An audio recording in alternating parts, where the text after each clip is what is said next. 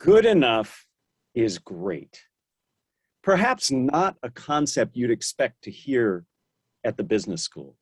Yet this notion of good enough is great underlies a lot of our entrepreneurial efforts.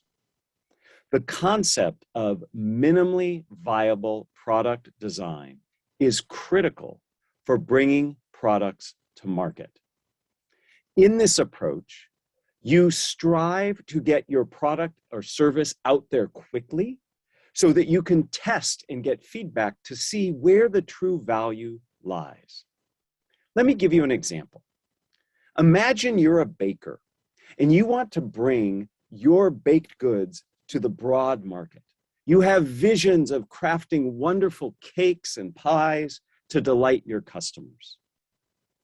Minimally viable product design, MVP, would suggest that rather than starting with elaborate cakes, you start by making cupcakes. Cupcakes provide good value to your potential clients. They're relatively easy to make, and they allow you to solicit feedback to better understand how you can hone and develop your products and services for the future. This notion of minimally viable product design is critical to your success in growing your product and services. It comes down to 5 key steps: understanding the user requirements, the problem space or market that you're trying to deliver in, the metrics you'll use to assess the success of your offering. You create designs, really quick product versions to bring to the market, and then you test and you iterate. Fundamentally, the concepts involved in MVP are things like prototyping, understanding the needs and iteration, all to drive you towards value. The key idea here in our talk today is this fundamental belief that the ideas in minimally viable product design translate into our communication. So I'd like to welcome you to a talk on minimally viable communication, when good enough is great. My name is Matt Abrahams. I've been here at the Stanford Graduate School of Business for over a decade, teaching strategic communication skills, and I am thrilled to share with you ways that we can use principles from minimally viable product design to apply to our communication. Much like there were 5 steps in the MVP process, we have 5 steps in the MVC process. It starts by looking at your audience, understanding who they are and what they need from your messaging. You have to appreciate the context in which you're communicating, create a goal that is very specific for that audience and context, structure and design out your communication, and then solicit feedback and iterate. So let's get started and understand each of these key components. It all begins with your audience. Who are you speaking to? And more importantly, what are their needs? Many of us, when we communicate, make a fundamental mistake. And we start from a position of, here is what I want to say, rather than what does my audience need to hear? Now, this sounds like verbal jujitsu, where I'm just moving words around, but it is a fundamental difference in our approach. We need to understand our audience and what they need to hear from us. So there's several questions I would like for you to think about when you have an important communication to craft. First and foremost, what does my audience know about my topic? Do they know a lot or do they know a little?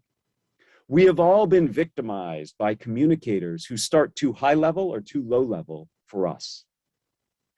Second, you need to think about their attitudes relative to the topic that you're discussing. Are they in favor? Perhaps they're not in favor of what you're saying, or maybe they're agnostic. They just don't know enough. You also have to think about resistance points. What are the things that might cause hesitation in your audience? Is it what you're proposing costs too much money, takes too much time, requires too much effort? We have to think about knowledge, attitudes, and resistance. And from my colleagues here at the business school, we add psychological distance. How far are you away from your audience? Not physical distance, but perhaps in an organization. Are you much more senior or perhaps more junior to the person talking? That matters in terms of what you say and how you say it, according to research from Nir Halevi. Research from Zach Tormala tells us we have to understand the relevance and importance of what we're saying so that we can motivate and influence our audience. So thinking through our audience is the first step in the minimally viable communication process. And this can go badly.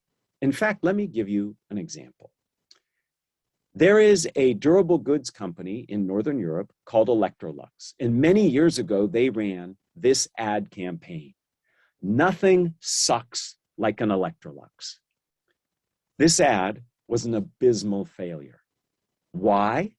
We don't like to buy things that suck. You can imagine some advertising person in their office thinking, I know, we're going to suggest that our vacuum cleaner's suction is so powerful that it caused the Tower of Pisa to lean. But they didn't understand their audience, down to the linguistic level. Nothing sucks like an Electrolux. So we have to take the time as part of our design process to think through our audience at many levels, including linguistic. Now, let me share an example of where understanding your audience actually was very helpful.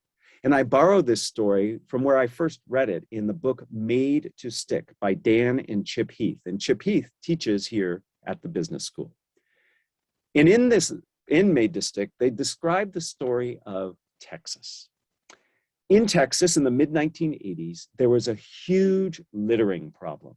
Trash and rubbish all over the place. It didn't look good, and it wasn't healthy.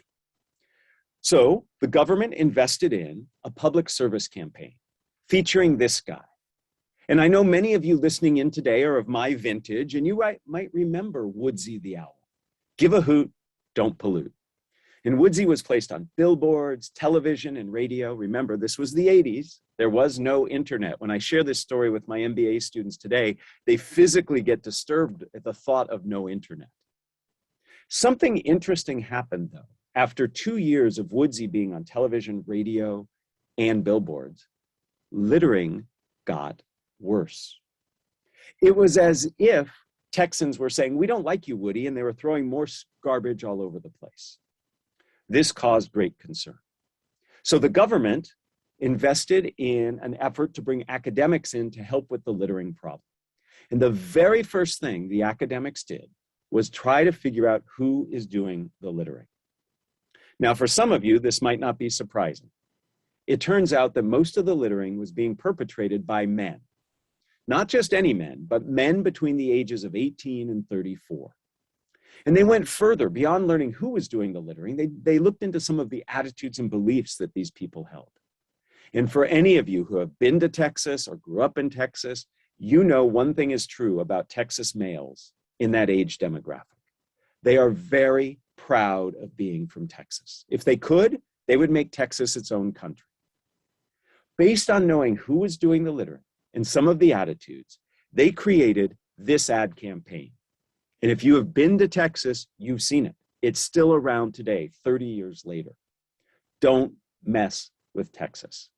It's a play on words. Don't mess, meaning literally don't make a mess, but also don't mess. I take great pride. Within 2 years of this ad campaign coming out, they were able to reduce littering in the state to up to 80%. If you know anything about social science research, an effect size that large is unheard of. By getting the right message to the right people in the right way, you can have a huge effect. The take-home message here is take time to know your audience. It is the first step in the minimally viable communication process. But it's not enough just to know about your audience. You also have to think about the context in which you are communicating. Whenever you communicate, there's a context, which includes many things: cultural elements, channel elements like the technology you're using. But I want to highlight two that are critical for bringing communication to your audience. The first has to do with the time of day you're communicating. Right now, it's my morning. For some of you, it's your early afternoon, and for others, it's your evening. That impacts what you bring to our communication, your focus, your willingness to collaborate, your engagement. Research by GSB professor Baba Shiv looks at our neurochemical profile depending on the time of day. In fact, his research suggests if you're looking for collaborative work, it's best to do it early in the morning when people are more open to collaboration based on dopamine and serotonin levels. Now, that doesn't mean the only time to collaborate is in the morning. What it means, though, is if you're doing it later in the day, you might have to do some team building and trust building activities first to get people to that place of collaboration. Time of day matters when it comes to your communication. Another timing variable involved in context is sequence. We often prepare our communication as if it will be received in isolation. Yet we all live lives where we realize we are constantly bombarded with different communication messages. Think about the sequence of your messaging. Where are you in the interaction that your audience experiences? Think of it this way. If you're proposing a new plan that involves investment from your organization, and you're going into the executive committee following somebody who delivered bad news, might that influence the decision-making process? It could. You need to think about that sequencing. Similarly, what could you do to set up others who come behind you and follow you in your communication? So context is equally critical to think about. I recently heard this quote that I love that really reinforces the value of thinking about your audience and your context. It goes something like this. Writing a high-stakes communication without thinking about your audience is like writing a love letter and addressing it to whom it may concern. You would never do that, nor should you draft high-stakes communication without thinking about your audience. And to that idea, I add, without thinking about the context, it's like taking that love letter, putting it in a bottle, throwing it in the ocean, hoping it lands in the right place. You must equally focus on your context. So the question becomes, why? And what's next in the minimally viable communication process? Once we think about audience and context, we have to think about our goal. All high-stakes communication must be goal-driven. And to my mind, a goal has three major components. It's about information, emotion, and action. In other words, what do you want your audience to know? How do you want them to feel? And what do you want them to do? Know, feel, do. Your goal is predicated on what you know about your audience and your context. So if the audience changes or the context changes, you might need to change your goal. For this presentation I'm giving you today, my goal is quite simple.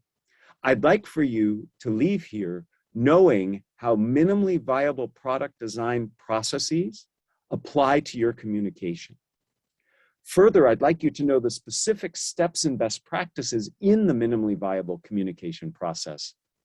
I want you to feel confident in your ability to apply these processes and ultimately to put them into practice whenever you're bringing messaging to your audiences. Know, feel, do.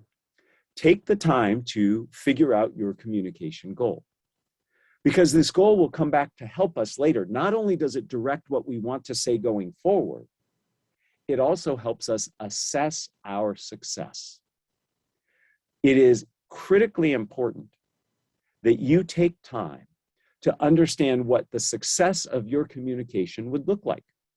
When I travel all over the world teaching communication skills, I'll often ask, how do you know if your communication was successful?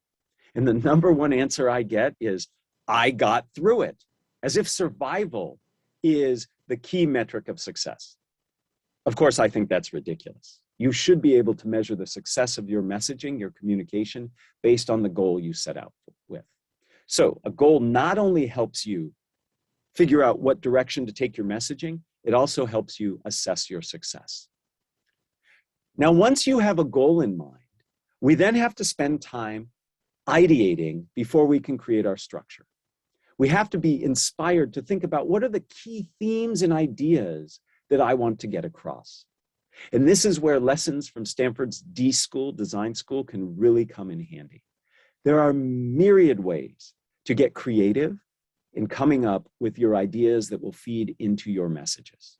Let me share a few that I like to use as I'm creating my minimally viable communication.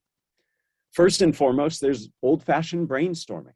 Most of us have done that, where you just generate ideas without bringing judgment to them at first. It's a good idea to give you some time constraints. Research suggests time constraints help with brainstorming. But other techniques work well too. One I'll often employ is to put myself in a different perspective. I'll ask myself, how would a 7-year-old Matt address this issue? Kids are wonderfully creative. Put yourself in that creative, playful mindset and ask yourself how you would approach this particular communication challenge with the goal you have. And where would that lead? Another way I like to brainstorm or come up with ideas is to do a mind map. So rather than listing things out, which can lead to chronological bullet point ideas and results, rather get graphic. Draw circles and arrows and see if that can help you come up with unique ideas. And perhaps my most favorite way of generating ideas is one I recently learned from a colleague at the D School, and that is using analogies. Think about situations that are similar to what you're trying to communicate, and what could you learn by exploring those different situations? Let me give you 2 examples of what I mean by this, thinking and creativity through analogy. There was a hospital chain in the Midwest that was interested in improving their emergency room results. And rather than going around to other hospitals and checking their best practices, which I'm sure they likely did, they actually went to a Formula One pit crew. And they observed what a pit crew did to quickly get cars back out on the race course. And if you think about it, a racing pit crew and what happens in the ER is really similar. You've got time-critical, sensitive, urgent issues that have to be fixed and resolved quickly.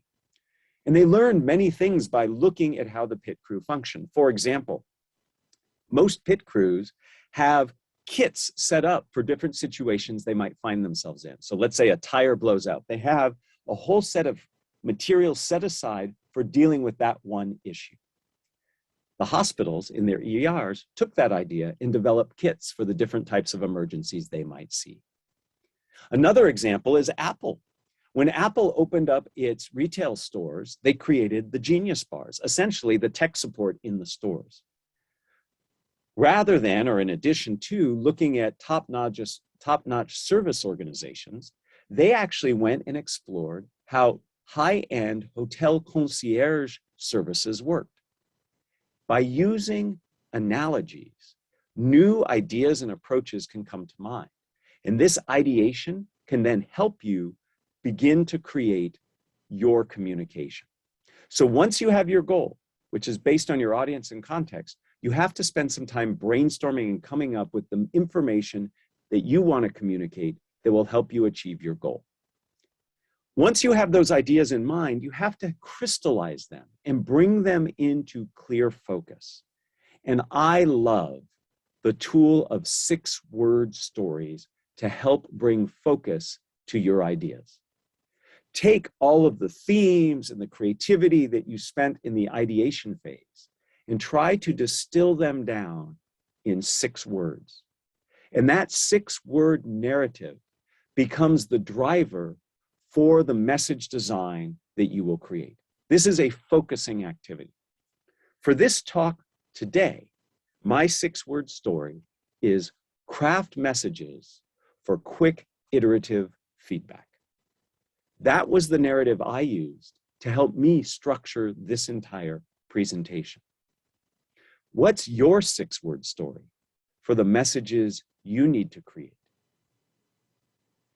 The next step in the minimally viable communication process, once we've ideated and we've focused, is to structure our messages.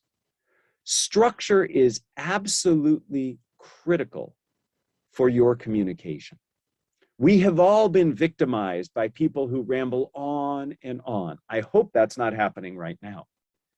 When somebody's rambling, it makes it really challenging for us to focus.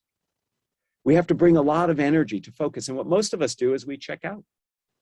So what is it that we can do to make it easier for our audience? And that thing is to make sure that you provide structure.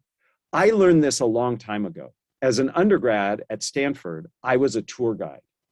And one of the #1 things they taught us as a tour guide on the Stanford campus is never lose your audience. You are a bad tour guide if you get people lost.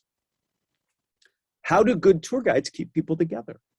They set their expectations, and that's one of the powers of structure. Structure sets your expectation. Would any of you go on a tour with me if I showed up and said, "Hi, I'm Matt, I'm your tour guide, let's go"? Some of you would because you're adventurous, but many of you would be like, heck no, where are we going? Why are we going there? Do I have the right shoes on? So by setting your expectations up front, by structuring your tour, you can relax and enjoy. The other value that structure brings is structure helps us to remember the information that's being communicated. Neuroscientists tell us that structured information is actually processed more fluently and efficiently. Think about this. How many of you can remember phone numbers from when you were a kid? Most of us can. Now, my kids today, they don't have to remember phone numbers. They just look at a picture and push a button on their phone and somebody else starts talking. But in our day, we had to remember phone numbers. Here in the United States, our phone numbers are 10 digits long. It's hard to remember 10 digits. If I gave you 10 numbers right now and asked you to remember them for an hour or a day or a year or a decade or in my case, many decades, that would be hard. So how do we do it? We leverage structure. We don't remember 10 digits. Rather, here in the United States, we remember the 3-digit area code, the 3-digit prefix, and the 4-digit number. That structure helps us remember. So structure is something that can be very useful to you as you communicate. So allow me to introduce you to one of many structures. And when it comes to minimally viable communication, I believe this structure is perhaps the most effective one you can use. And this structure is the what, so what, now what structure. Let me explain it, and then let me share with you how you can use it. In this structure, you start by talking about what it is you are crafting. It's your message, your idea, your product, your service, whatever it is you are communicating. The so what is why is it important or relevant to the audience that you are speaking to? It could be to the audience directly, it could be to their company, it could be to society, but it involves relevance. And then finally, now what? What comes next? It has momentum built in. Maybe the next step is to watch a demonstration, to take a taste of something, to set up a next meeting. What, so what, now what is a powerful way of structuring your messages. Why? It's easy to remember. You simply answer the 3 questions and you get a structure. Second, it has that relevance built in. And if something is relevant, people will pay more attention to it and they're more likely to remember and act on it. And it has that momentum, that now what step, helping you understand what to do after the message. So as you are quickly crafting your content to bring to your audience, to iterate, what, so what, now what is your friend? I'd like to take a meta moment here, a timeout. In my MBA classes, we do a lot of this meta moment stuff. Why? It allows us to better understand our communication. And I just want to point out that I just explained what, so what, now what, using what, so what, now what. It's a powerful concept for teaching information. In fact, everything I've shared today has been packaged in this structure. I tell you what it is, why it's important, and share with you how you can best use it. So I encourage you to, once you've spent some time getting creative, ideating, and focusing your message, to think about how can I structure that message to achieve that 6-word story overarching approach that I have. The final phase in our minimally viable communication process is to search for feedback. The whole goal of minimally viable communication, just like minimally viable product design, is to iterate. You need to test and get feedback so that you can hone your messages.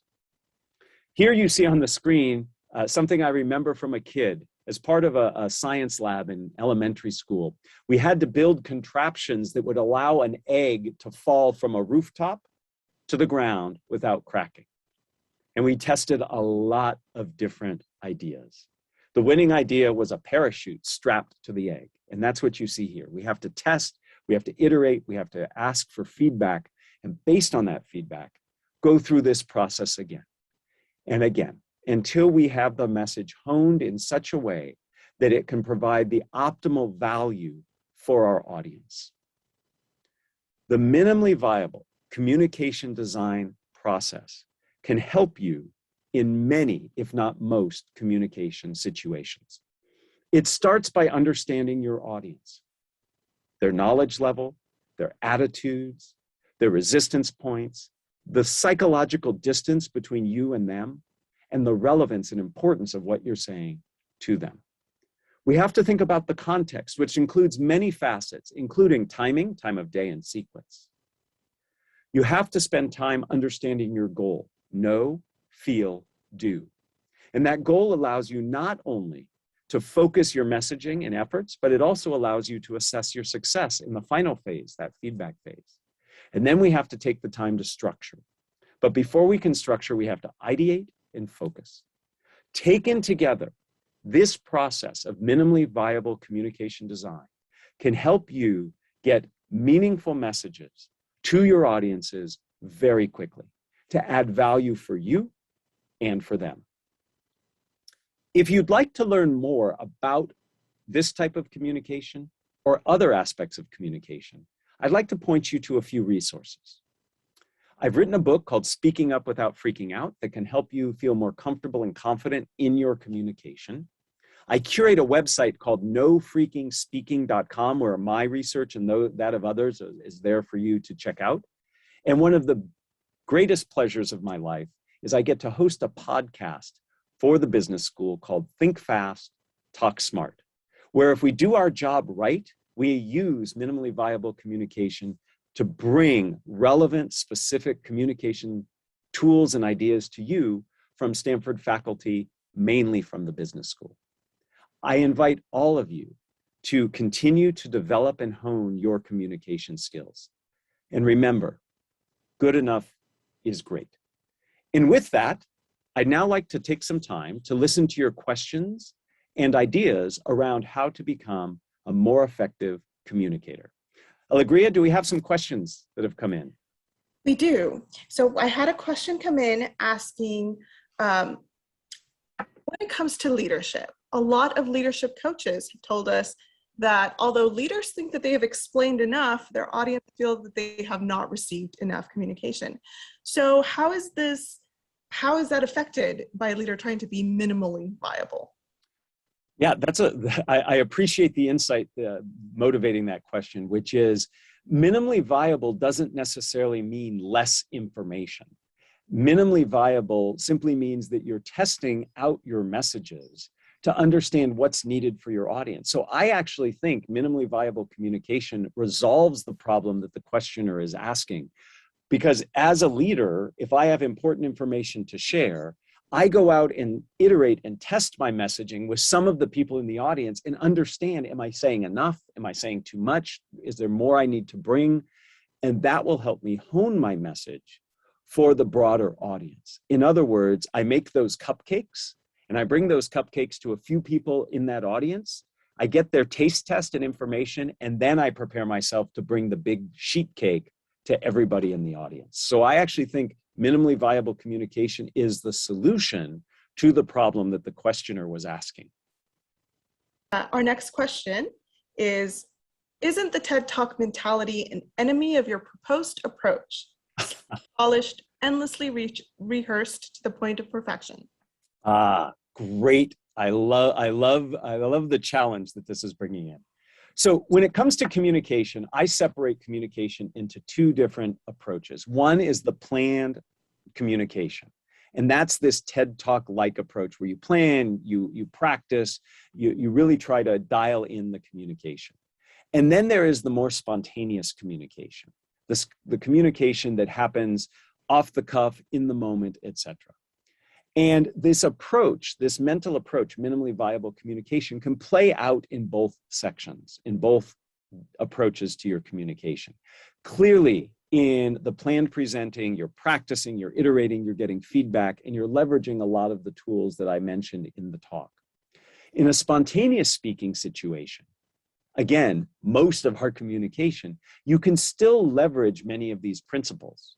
Immediately think about your audience and their needs. Consider the context you're speaking in. What is my goal in this moment? And then structure messages to answer it. So the same process can apply in real time.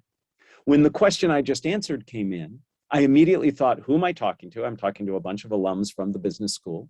I thought about this context of it being virtual and the situation where you're hoping to learn something of value you can apply. And I immediately thought of my goal. What do I want you to know, feel, and do as a result of my answer to your question? And that fed into the way I answered it. So in other words, I applied these specific processes I went through into how I handled the spontaneous situation of answering the question. So the answer boils down to there are two fundamental different types of communication, spontaneous and planned. And what we talked about applies to both. Now, I heard some value judgment in that question, which is, isn't that TED Talky, overly rehearsed, scripted approach something that is not to be desired in perhaps everyday business communication? And while I think at the extremes, that's probably true, but the notion of being planned, prepared, and iterating, I think can help for both planned and spontaneous speaking. I think this might be related to what you just said, and you may have already answered it, but how does the ideation, iteration, and practice affect authenticity? Yeah, so authenticity is critical. So when it comes to your presence, it's really about confidence, credibility, and authenticity. And you want to walk that fine line of being prepared, but not being over-prepared. And that's why in the work I do here at the business school in terms of the strategic communication classes I teach and co-teach, it's all about teaching fundamental best practices and giving students opportunities to explore and test those best practices so that you can then internalize what works for you so you can develop your own style. I like to use the analogy from sports. All of us at some point in our life learned how to swing some kind of sporting implement, a bat, a club, a racket, and we learned some foundational principles that would help us be good at doing that. But if I were to look at any of you swinging one of those implements, you would look slightly different than the way I do it, the way other people do it, based on your experience, your expertise, your age, your injuries. It is finding the foundational principles and honing them for you that leads to your authenticity. So these foundational principles that I covered today, audience, context, goal, ideation, focus, structure, feedback, those foundational principles you have to internalize, take from different areas and different experiences, hone it for yourself, and that will allow you to be more authentic as you deploy them. So I certainly don't want everybody to speak the same way, to structure messages the same way, but I do think there is value by going through a fundamental process to help you come up with those messages. I think that only bolsters your authenticity rather than taking away from it. Great, thank you. We have a question here asking, what happens after MVC? How does one then do the full-on communication? Thank you. So this is only the beginning. This is to help you figure out what to say. You must then focus on how you say it. And you have to focus on the channel through which you deliver it. So we have to think first, I have this message. What's the best way to get that message to my audience? Is it a multi-channel approach? Is it an individual conversation or dialogue? So the next step is to think about how do I deploy that message? And again, you can iterate and test and figure that out. And then you also have to focus on your nonverbal presence. How do you actually deliver the message? You can have the best, well-crafted, honed message, but if it's delivered poorly, that can get in the way. So I'm going to wax poetic just for a couple minutes because I have a lot of thoughts on nonverbal presence. First, you have to make sure you are comfortable and confident. And some of the resources I pointed to at the end of what I said can help you in that way. There are many tools that you can use to feel more comfortable and confident in your communication. And I encourage you to take the time to work on that.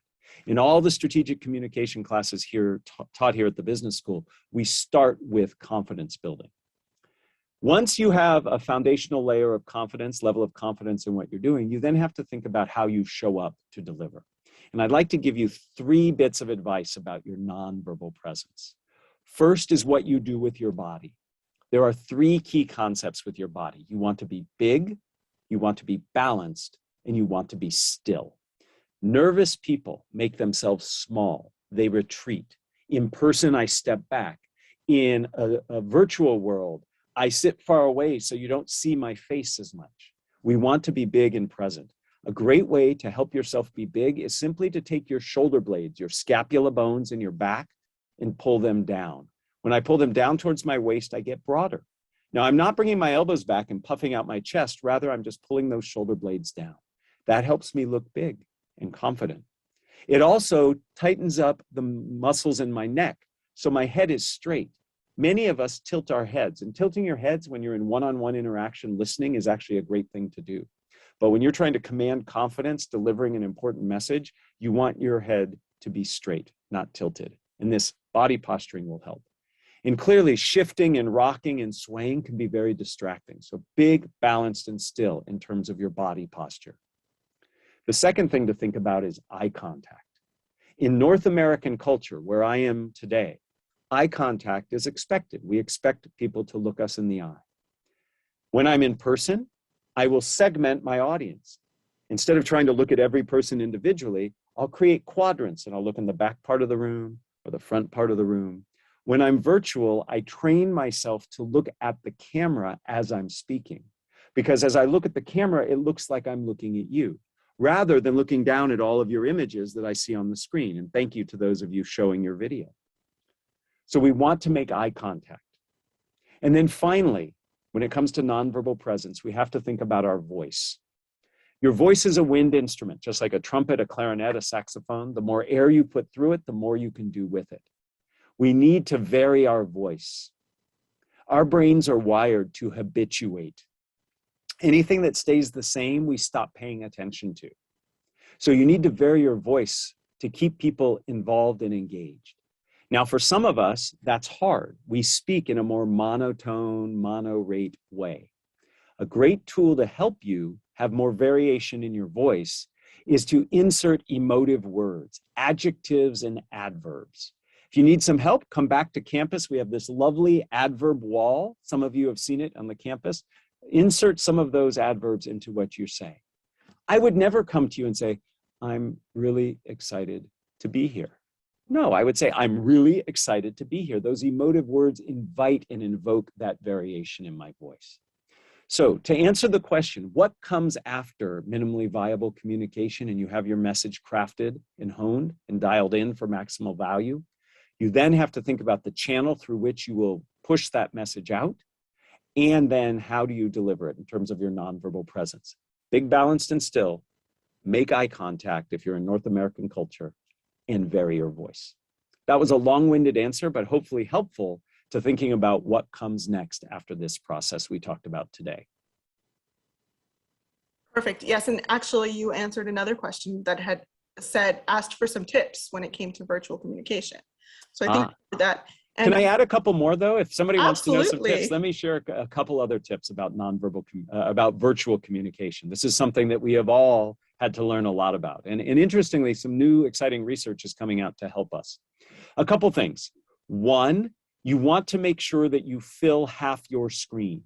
Many of us, as I alluded to earlier, stand really far away from our cameras. We are wired to pay attention to people's faces. We read a lot of information off people's faces. And if we can't see somebody's face, we feel uncomfortable. So fill your screen with half your body. So half the screen should be you. Second, make sure that you are well lit. again, if we want to see people's faces, we have to be able to see you. Many people look like they are in the witness protection program when they do virtual presenting. They're in the dark, they're in the shadows. Light things up, and it doesn't have to cost a lot of money. I mean, you can talk, if you talk to any teenager, ask them about TikTok and ring lights, and they'll wax poetic, and they'll tell you how you can get these different lights to light up. But you can actually just run down to a hardware store, get some mechanics lights, the kind of lights a mechanic would clip to your hood to look at your engine, and that will work just as well. Another thing is raise your camera up so it's eye level with you. Many of you, when we do virtual communication, we use laptops, and the laptop typically sits lower than we are, so the angle is up under our chin. Nobody looks good from this angle. In fact, when I was a kid, if we wanted to scare people at night, we would shine a flashlight underneath our chin to look scary. That's how some people look. Get a book, a box, a stand, raise your laptop or your camera up so it's eye level with you. And then the last bit of advice is many of these tools, Zoom, Meet, WebEx, etc., Teams, they have recording capabilities. Record yourself practicing and watch it. It is incredibly painful to watch ourselves. We make all of our MBA students do it in our strategic communication classes. They have to record and watch themselves. It is yet the single best teacher to see how you are communicating. So make sure you can be seen, raise your camera, get some good lighting, and record yourself. That's going to help you be a better virtual communicator. So our next question is, how has social media, Facebook, Twitter, TikTok, changed your concepts? Do you expect more changes in the near future? Wow, there's a lot that could be said here. So different modalities of communication have clearly affected how we do strategic communication within organizations, for sure. And how ubiquitous they are, but also how quickly you can put messages out there, really necessitates this minimally viable communication approach.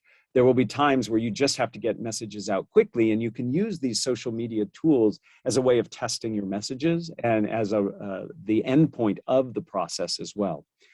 We spend a lot of time in our strategic communication classes talking about what's the appropriate channel for the message you're trying to get across. And often these different types of social media and the other communication tools, Slack, etc., need to be considered as viable channels. So we have to think about, what does the channel bring to the way in which we craft the message? If you're on Twitter, you have constraints, how many words you can use. You have to think about it. Does the message make better sense to have visual, if you're using Instagram, for example?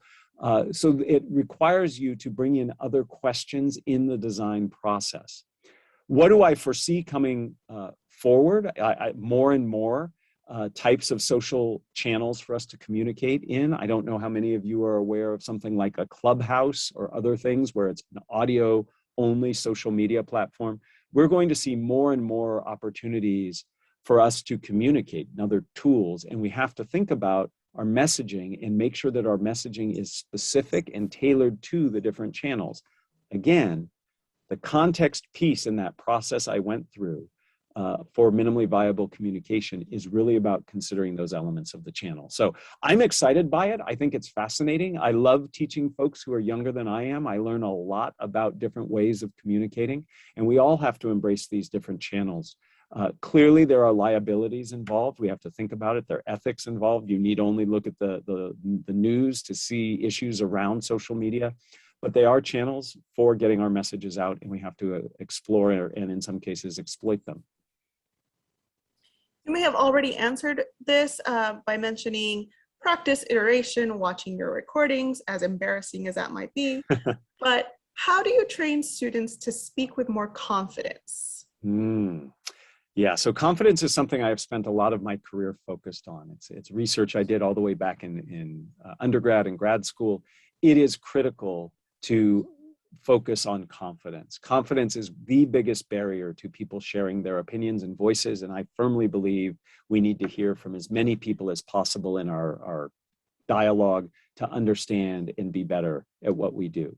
So to my mind, confidence is really about focusing on two issues. One is the symptoms that happen to us physiologically and mentally when we get nervous in our communication, and then looking at some of the sources of anxiety. And I invite you to check out not only that book I wrote or the website No Freaking Speaking to see lots of my thoughts and thoughts of others on this, but let me give you just two quick examples, one in each camp, the symptoms and the sources to help build confidence. When it comes to symptoms, our body is invoking the fight or flight response to our communication.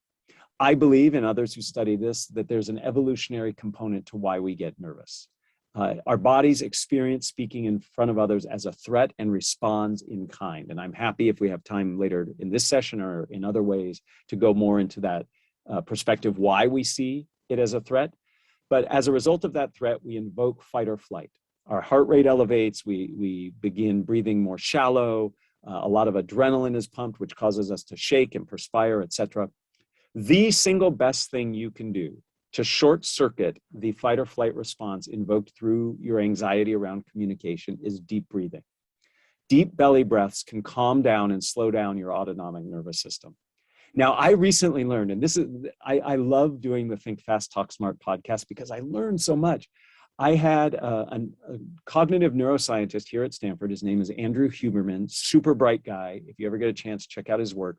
He was a guest on the podcast, and we were talking about stress and how to reduce stress. And I said, well, everybody says deep breathing helps. Is that true? He goes, absolutely, but it's not the inhale. And that rocked my world. For years, decades, I've been telling people, take a deep inhale, a deep breath.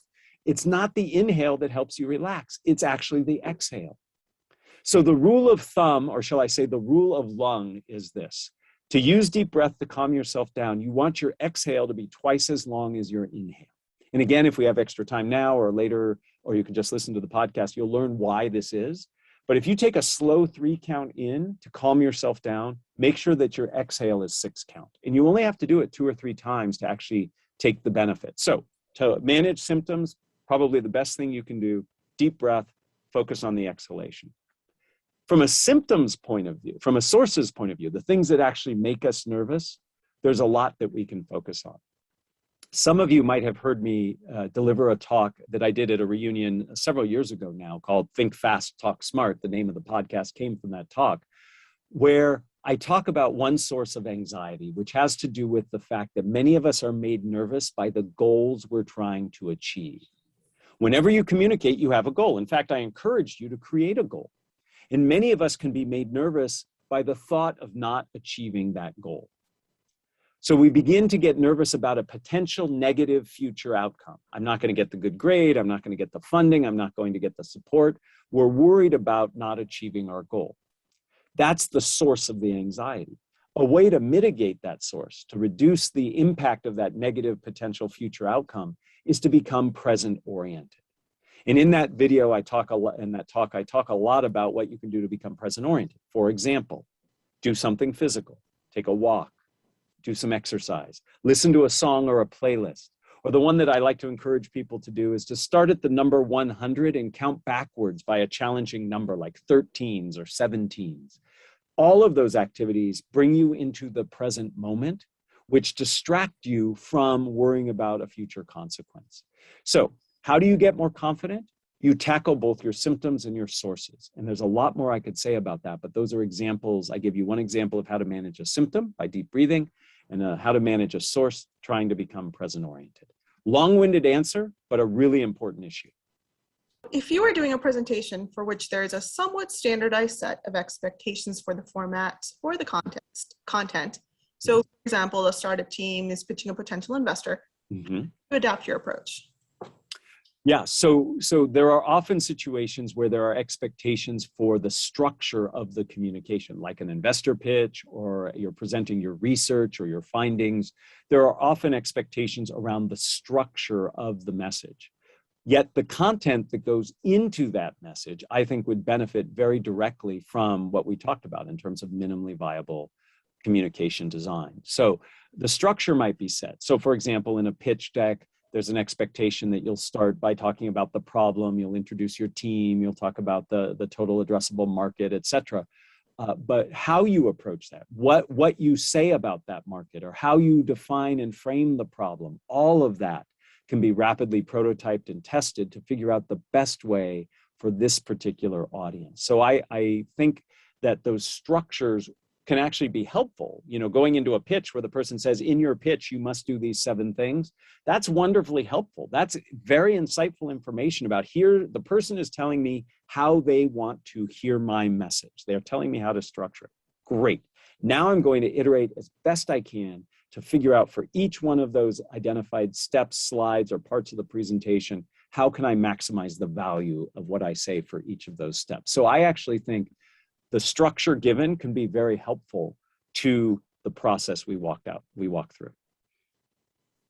This may be related to that, but is the call to action component required?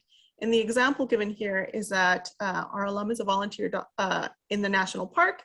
He likes to impart knowledge and perhaps some emotion, but he feels it might be a little too preachy when he gives a call to action. So any thoughts?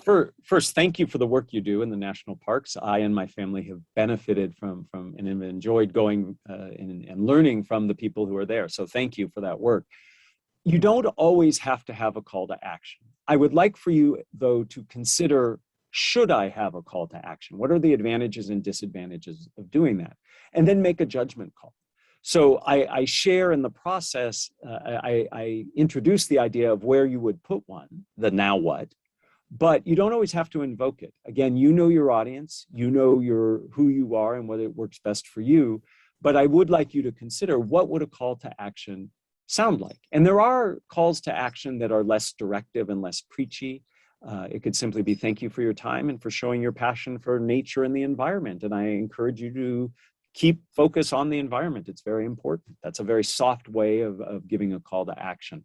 So again, it's not always required. I do think it's important to think, should I? And if I were to do that, what would it sound like? And what are the advantages and disadvantages of doing so? Perfect. A couple of quick setup questions. Yes. Thoughts, standing versus sitting. What do you choose? I choose standing. I'm standing now. I stand for 2 reasons. One, it helps me focus. When I sit, I get distracted more easily. And 2, standing allows me to use my full body more. It allows me to be taller so I can get more air into my lungs. And I find that it helps me with what I call vocal stamina, the ability to speak for long periods of time. If you stand, though, I recommend a couple things. One, you want to make sure that you sway and rock and lean. So it comes down to your foot position. You want your feet to be parallel underneath your shoulders. If your feet are splayed out like a penguin or a duck, which is how many of us stand, it opens up your hips and it invites this swaying, which is very distracting. If you know you do sway and rock a bit when you present standing and you're doing it virtually, get a stool or a box or a book, put one foot up on it. There is no way you will sway or rock if you have one foot up on a stool. You'll literally fall over if you try. So I like to stand. And what else? If you sit, that's fine. The big thing about sitting is you want to make sure you are in a chair that is either locked down or cannot swivel or rock, because many of us will sway or swivel. And many chairs have armrests. And when you're sitting, you look like you're a robot because your hands are just naturally placed here. So remove or lower those armrests so you can use your arms more naturally. Great. And what are your thoughts on one camera, multiple cameras? So I am a simpleton. It is very hard for me to deal with just one camera. If you are in a situation where you have assistance and help, then multiple cameras might be interesting. Again, it's novel. It can change things up and change perspectives. It's hard to manage. I thought what you were going to ask, not 1 or 2 cameras. I thought you were going to say 1 or 2 screens. And I have a different opinion on screens. I do think having multiple screens can be helpful. Today, I have 2 screens that I'm able to manage and watch that allow me to keep track of where my presentation is and where you are in terms of how you're moving through it. So screens are different. You do need to practice and get comfortable with them. But I myself use multiple screens in only 1 camera. Thank you so much, Matt. In the last couple of minutes, I would like to ask you if you have any good recommendations, books or resources around increasing confidence when speaking. And also, is there a way for us or companies to engage you as a coach or a consultant? Well, thank you for all those questions. So I do believe the Speaking Up Without Freaking Out book is a book that can be very helpful to people who want to become better communicators, especially building confidence. The book was written for that. The book was written for Stanford MBA students in mind. So those of you who have been here or are here hopefully can benefit from that. The book I mentioned earlier when I talked about the Don't Mess with Texas ad, Made to Stick, I think is a wonderful book around communication skills and can be very helpful. There are lots of videos and resources out there to help. I've tried to curate a lot of those on the No Freaking Speaking site.